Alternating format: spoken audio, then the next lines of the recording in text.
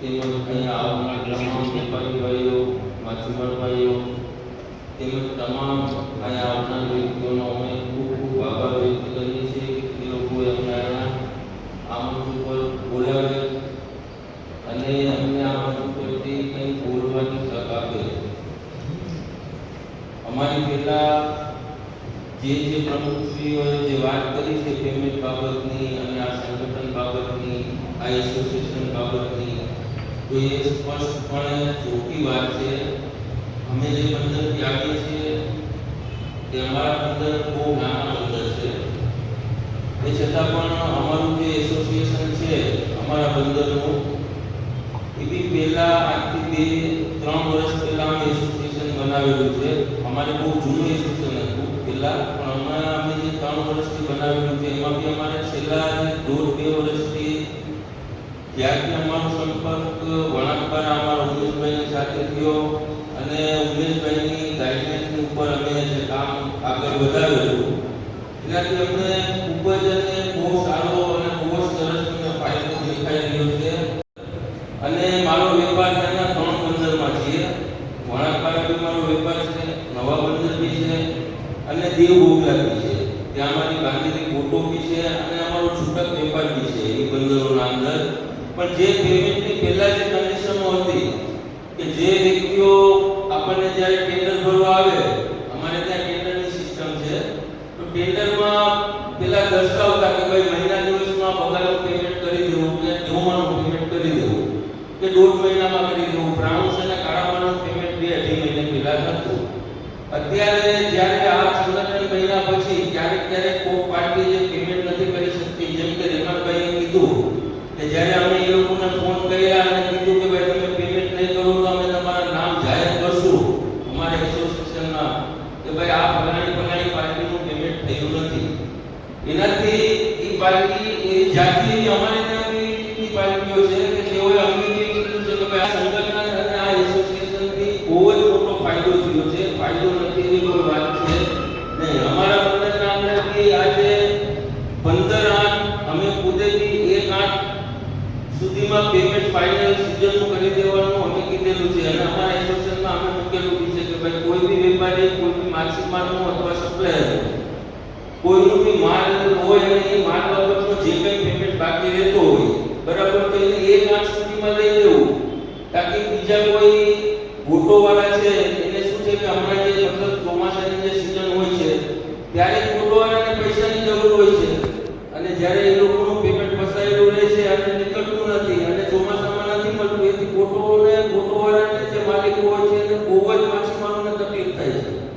એટલે ખાસ કરીને હું તમામ પ્રમુખો અને આગેવાનો અને જે કોઈ પ્રમુખશ્રીઓ છે અહીંયા જે બંદરના, એને ખાસ હું વિનંતી કરીશ કે આપણા પોતાના બંદરના અંદર ખાસ કરી અને આ વસ્તુ અને આ વાતની રજૂઆત કરે કે જે કોઈ વેપારી હોય તો જ્યાં સુધી બની શકે ત્યાં સુધી 15 પહેલા જ્યારે આપણને રજા મળે છે, આપણું બંદર ચાલુ થાય છે, એ પહેલા તમામ માછીમારોના અને તમામ વેપારીઓના જે કોઈ કંપની હોય અથવા કોઈ વેપારી હોય તેઓનું પેમેન્ટ થઈ જાય અને તેઓને તેમના પૈસા પરત મળી જાય અને ફાઇનલ હિસાબ થઈ જાય.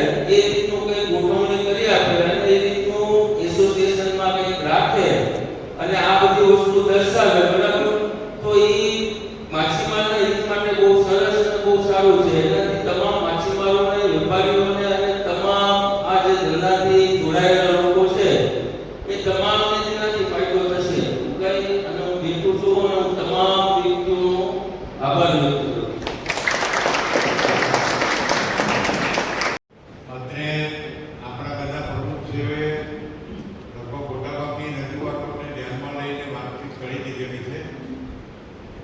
વિશેષમાં અમારા ખીમજીભાઈ છે, એ અમારા માંગરોળ એસોસિએશનમાં એકદમ સક્રિય રીતે જોડાયેલા છે.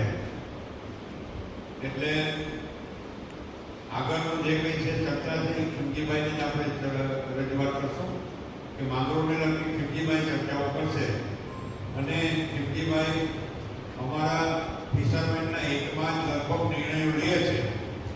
એમાંનો એક નિર્ણય લીધેલો છે, એ નિર્ણય ખીમજીભાઈને મારફત જ રજૂઆત થશે. બસ આટલું કહીને હું બધાને આભાર વ્યક્ત કરું.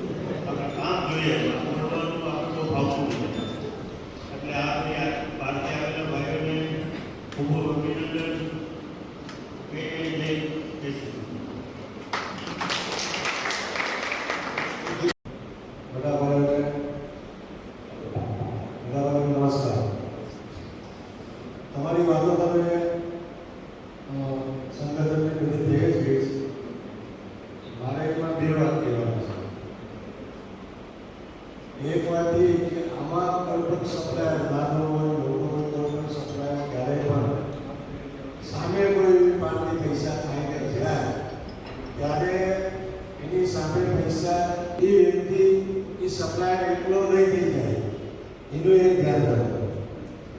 બરાબર, બધા બંદરોના પહેલા થાય એનું ધ્યાન રાખવાનું.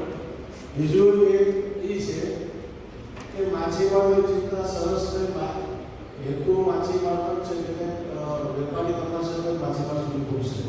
વેપાર કમાઈને માછીમાર કમાઈ શકે નહીં. વેપાર નુકસાનમાં જાય તો એ વસૂલાઈ તો છેલ્લે તળિયા માટે જ કરવાની છે. ઉપર જ્યાંથી થાય એની વસૂલાત કરવી પડે. હવે જ્યારે આપણે મોટો વેરી થઈ જાય માછલા ઓવર થઈ જાય સામે આપણા જે દંડો હોય કે આપણી જે વ્યવસ્થાઓ એમાંય સાચવવાની કેપેસિટી હોય, સામે એક્સપોર્ટર એને લેવાની કેપેસિટી હોય. આ વસ્તુ બને આપણે વેપારી છે, આપણે માલ લેવા માટે 25 ટન માલી તો એવું કોઈ વિચાર કેમ નથી આવતો કે ભાઈ 25 ટન માલી આવો સમય આવે ત્યારે મારી ફરજ છે કે આ વ્યવસ્થા કરવી જોઈએ. આપણા સરકાર એવી કોઈ એકેય બંદરોમાં વ્યવસ્થા કરે કે ભાઈ સ્ટોર રૂમ સ્ટોર જ હોય પણ વેપારી ત્યારે એનો માલ એમાં જઈને મૂકી દે, સાચવી દે અને સમય આવે ત્યારે કાઢે. આવી વ્યવસ્થાઓ હોય બંદરોમાં એના માટે પણ વિચાર કરવા જેવો છે, જેથી કરીને આપણે ઘણી મુશ્કેલીઓમાંથી બચી શકીએ. કારણ કે જેવું બોટ આવી એટલે એક માલ કાઢો આપણે ડંગામાં પડ્યો, ડંગામાં પડ્યો તો ડંગામાં કંઈ આપણે કાઢો એનો કારણ ઓપન ડંગા છે, આપણી કોઈ સુવિધાઓ નથી કે એને એકથી બીજા દેશે પાછળ રાખી શકીએ. અને એના માટે પણ આપણે વિચાર કરવો જોઈએ કે આપણે વ્યવસ્થાઓ ઉદ્યોગમાં એવી રીતે હોવી જોઈએ કે આવી એવી પરિસ્થિતિમાં આપણો માલ ક્યાં આપણે રાખી શકીએ, ક્યાં સાચવી શકીએ. એ સાચવી શકીએ આ વેપારી તો એ જ પછી એક્સપોર્ટર લઈ જ જવાનું છે. એની જરૂર તો છે પણ એની કેપેસિટી નથી કે જ્યાં એનું પ્રોસેસિંગ કરી એની જગ્યાએ રાખી શકીએ. અને આપણે જે વેપારી ભાવ વધારે એક્સપોર્ટરને ભાવ વધારે નાખ્યા માલ લેવાનું બંધ કર્યું એની પણ કેપેસિટી હોય તો એને સાથ આપવા માટે આપણે આપણો માલ જે મોટો માલ છે મોટું સાચી શકીએ તો વેપારીએ વેપારીનો પણ કેમ સાચી શકો એવી વ્યવસ્થાઓ માટે વિચાર કરવો જોઈએ. આ અને હું વિચાર આપી મારો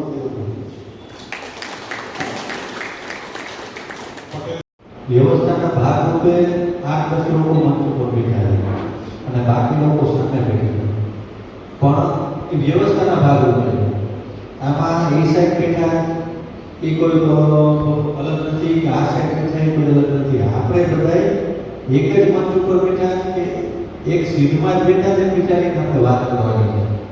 પ્રમુખોએ 1 વર્ષમાં 2 વર્ષમાં કામ કર્યું એ કેવું થયું તમે કંઈ બોલશો તો ખબર પડશે. દરેક બંદરમાં ત્યાંના સ્થાનિક સપ્લાયરને બોલાવવાનું મોટું કારણ એક જ છે. હું પોરબંદરના બધા સપ્લાયરને અહીંયા લઈ શકું. જ્યારે આ બધા પોરબંદર આવે ત્યારે એને સામે બેસાડી ને વાત કરાવી શકું. એવી જ રીતે આજે અમે બધા માંગરોળ આવ્યા તો તમે લોકો જે બેઠા છો માંગરોળના અથવા આજુબાજુના વતનના જેટલા લોકો છો એ ખાલી આકારમાં જવાબ દો તો બધાએ પ્રમુખને બહુ પ્રોત્સાહન મળે. આ વ્યવસ્થા જ્યારથી આપણે કેટલી વર્ષ 2 વર્ષ થયા તો તમને તમારા ધંધામાં સુધારો દેખાણો જ કે નહીં? હા કે ના બોલો? બરાબર દેખાણો તો શું સુધારો થયો તમે બોલશો તો ખબર પડશે કે શું સુધારો થયો. તો અમને ખ્યાલ એ આવશે કે હજી આમાં જે વસ્તુ બાકી રહી ગઈ એના સુધારા માટે શું કરવું. પટેલે સરસ વાત કરી. હું જેને બોલ્યો તેને કીધું કે જ્યારે માલનું રેટિંગ વધારે થઈ જાય તો વ્યવસ્થા સચવાતી નથી, એની સીધી નુકસાની માછીમારને થાય.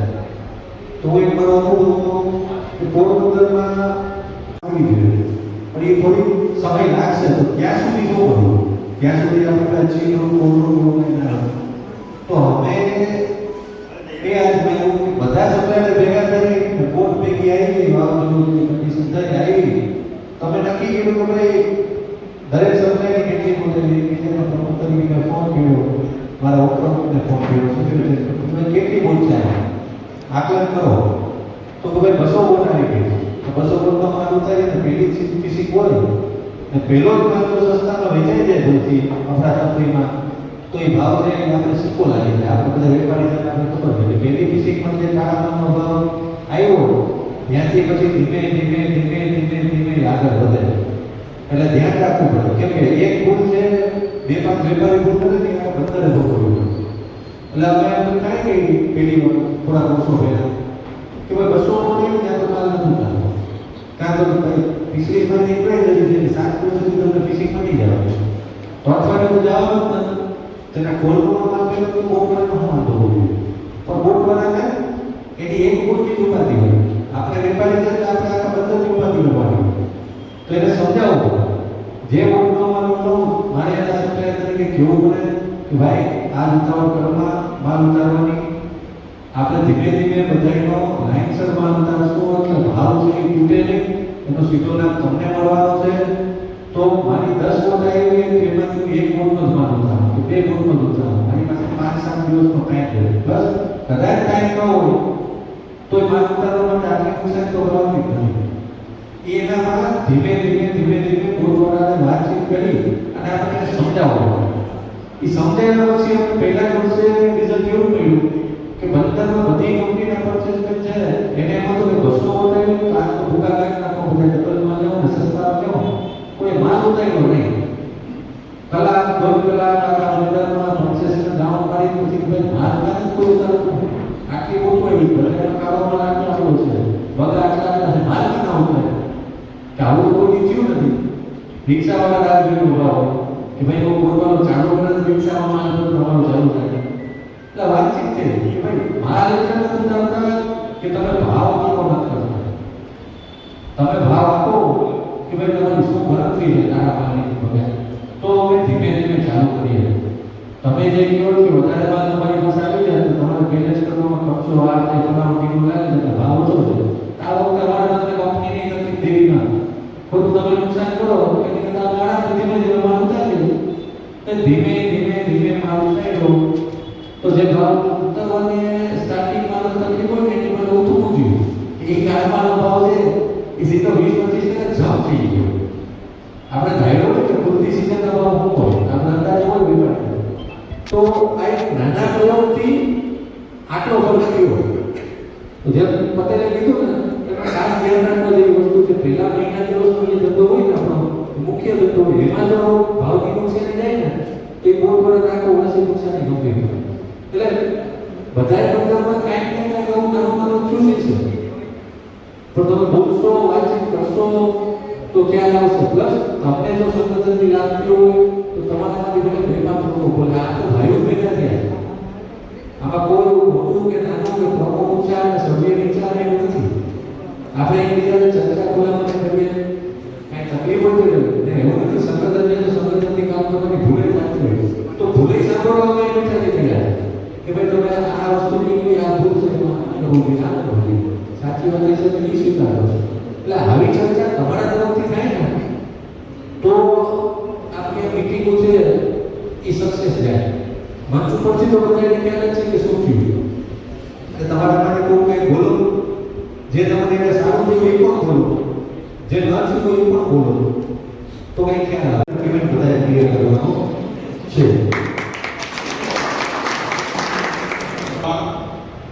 દિલીપભાઈ અને નીતિનભાઈ રાજસભા ગુજરાત ન્યૂઝ જે ભાસ્કર ન્યૂઝ સૌરાષ્ટ્ર તરફથી છે તો જસભાઈ શું કહેશો આજે માંગરોળ વિશ્વ સત્સંગની મિટિંગ યોજવા હોય એ યોજવાનું કારણ શું છે? લોકોને માછીમારોને શું ફિશરમેનોને શું ફાયદો થશે?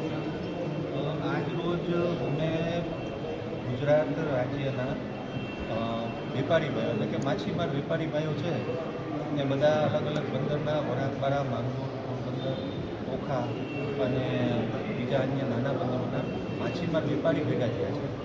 છેલ્લા 1.5 વર્ષથી અમે અનેકો મિટિંગ કરી છે, અનેક સંગઠન બનાવવાનો પ્રયત્ન કર્યો છે. સંગઠનના મૂળ હેતુ છે એ માછીમાર કલ્યાણ માટે છે કે વેપારી જો છે સદ્ધર સક્ષમ હશે તો ગુજરાતનો માછીમાર છે એ કાયમી સદ્ધર સક્ષમ રહેશે. અમારા અનેક પ્રશ્ન છે માછીમારી વ્યવસાયને લગતા અમે વેપારીઓ છે તો અમારા પૈસા ફસાવાના, અમારા પૈસા લઈ અને અનેક વેપારીઓ છે એ ગુમ થઈ જતા હોય છે. તો એનું કાંઈ પછી અમે કરી નતા શકતા કાંઈ પણ એનું આગળ વિધિ.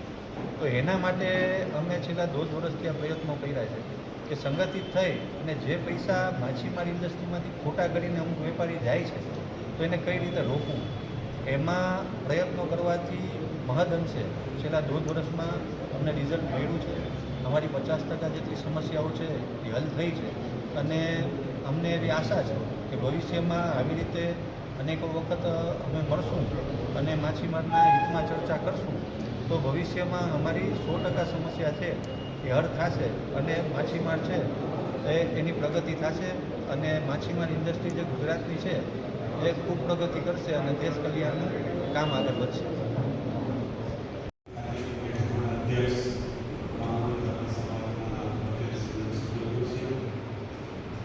ગુજરાત રાજ્યના વેપારી મચ્છીમાર સંગઠનના પ્રમુખ સિદ્ધભાઈ, મંચ ઉપર ઉપસ્થિત આપણા બધા જ અગ્રણી મિત્રો, યુવા મિત્રો, આપ સૌ ભાઈઓ અને વેપારીઓ મિત્રો, સિદ્ધભાઈના અને ટીમના પ્રયત્નોના લીધે ગુજરાતના મચ્છીમારોને મત્સ્ય વ્યવસાયને મજબૂત બનાવવાનો એક પ્રયત્ન થઈ રહ્યો છે. માછીમારોનું સંગઠન હંમેશા નબળું રહ્યું છે. પેમેન્ટ બહુ ઝડપી થઈ ગયું છે, વ્યવસ્થિત છે. એની કારણ છે કે પ્રયત્નો થઈ રહ્યા છે વેપારી મંડળ સંગઠિત થઈને. આમાં જે આવ્યું સાહેબ જે ફ્રોડ કરવાવાળા છે, બોગસ વેપારીઓ છે, જેને માત્ર કૌભાંડ જ કરવું છે, એવા લોકોને રોકવાનો પ્રયત્ન થઈ રહ્યો છે.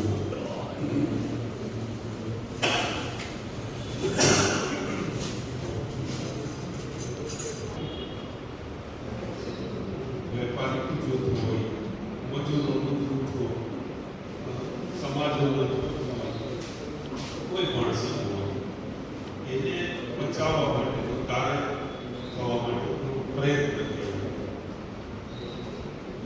આંશિક રીતે આ પ્રયત્નમાં મંડળ તમારું માછીમારો વેપારીનું જે મંડળ છે, મચ્છીના વેપારીનું મંડળ એ આંશિક રીતે સફળ થયું છે. ઘણા વર્ષોથી ક્ષેત્રના વેપારીઓનો એક્સપોર્ટર, સપ્લાયર, અંગ્રેજીમાં કહીએ સપ્લાયરનો વ્યવહાર, આચાર એ જોતા નીચે તળિયામાં જે લોકો કામ કરે છે કે જે બોટવાળો છે એના ઉપર જ લગભગ ડિપેન્ડન્ટ જૂજ નહીવત કે સેવા હોય, કદાચ તો બોટવાળો બહુ હોશિયારો ચાલાક હોય, વેપારીના સંગઠન જવાનું બચી ગયું. મોટાભાગના માછીમારો એટલે કે બોટ વેપારીના સંગઠનમાં સંભળાઈ ગયા હોય, વેપારીઓ એનાથી ઊંચા વેપારીઓના સંગઠનમાં સંભળાઈ ગયા હોય. સપ્લાયરોને પણ ઘણી વખત સાંભળવા મળ્યું છે કે એની ઉપરના જે લોકો છે પૈસા જ આપે નહીં, બેંકની લોનો, પ્રાઇવેટ લોનો, ઘરની વ્યવસ્થાઓ જેટલી હોય એ છે એમાં રોકાણ એના લીધે દબાયેલો રહી ગયો. અને સપ્લાયરોની પણ વાત કરું, પણ જ્યારે મિત્રો આપણે એકલા કામ કરીએ અને સાથે મળીને કામ કરીએ તો મને લાગે છે કે એકલાનો પોતાનો પ્રશ્ન પણ હલ થઈ જાય અને સમૂહનો પ્રશ્ન પણ હલ થઈ જાય. સહકારની ભાવનામાં બહુ મોટી તાકાત છે. ખરા કામ કરનારા લોકોના સંગઠનોની ચર્ચા આપણે કરવાની જરૂર નથી, પણ દિશાદર્શક માટે નિવેદન છે એ લોકોનું સંગઠન ગમે ત્યારે નીકળાતું હોય છે, એ મજબૂત રહેતું ન હોય. સારું કામ કરનારા, ખરા અર્થમાં સમાજની સેવા કરવા માટે, લોક કલ્યાણ માટે જે સંગઠન બન્યું હોય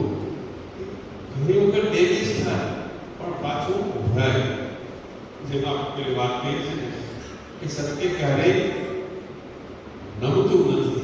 ઘણી વખત સત્ય હારી ગયું એવું લાગે અને અસત્યને મજા આવતી હોય, પણ સત્ય હંમેશા મજબૂત થઈને પાછું ઊભું હોય છે.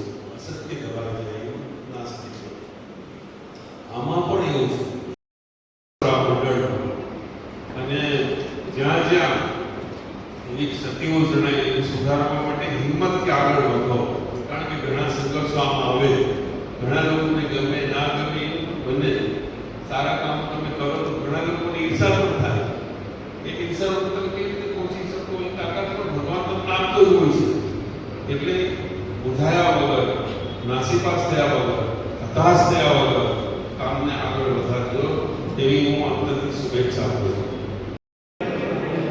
અત્યારે નાસ્તો મિત્રો થઈ રહ્યો છે. નાસ્તો કરવા હાલો હવે આપણે પણ નાસ્તો કરી લઈએ અને તમને મળું છું થોડીક વારમાં. આપણો નાસ્તો આવી ગયો છે.